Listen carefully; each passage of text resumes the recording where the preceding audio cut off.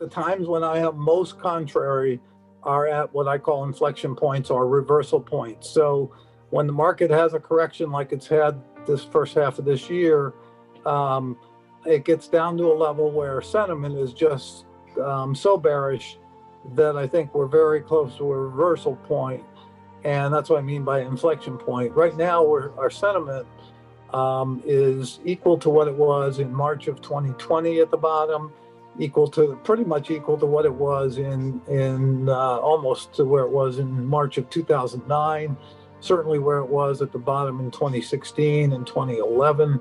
So at some of these very important turning points, what they always have in common is that most people are bearish. And we're at that point again where there's just an extreme amount of bearishness in the market. The reason sentiment works is because that means people have already acted on that sentiment. So they're already positioned bearishly. And so if you can find some sort of a trigger to reverse that, all those people on one side of the boat have to shift to the other side, and you get a pretty good rally. So that's true in the equity markets right now. It's also true in the bond market. And again, I'm not talking about in the next day or next week, but it looks like we topped out in bonds, 10-year at 316. Got down to wherever it got down to 275 maybe, and it's bounced back up to 290. And the 30 years from 3.25 has come down under 3. So it looks like the rates have reached their peak and are rolling over. The dollar, as you say, got up to something over 104. I certainly didn't expect that strength. I didn't expect it to retrace back to the highs of a couple of years ago, but it did.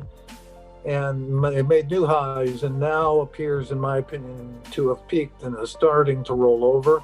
So all of those things, and then of course gold and silver have been basically, they had their nice run coming out of the March 2020 low, ran to August 2020 big runs, and I thought we'd have a sideways to down consolidation for a few months, maybe 4 or 5, and instead we've had a 18-month or more consolidation, and they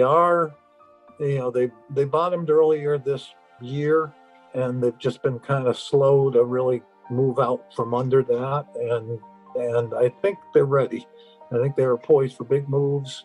We can talk about that later. But that's what I really mean is it's amazing to have so many markets at either reversal points to the upside or reversal points to the downside.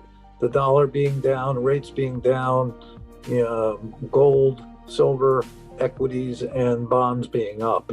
And I think they're all going to pretty much be coincident in terms of their rallies this summer.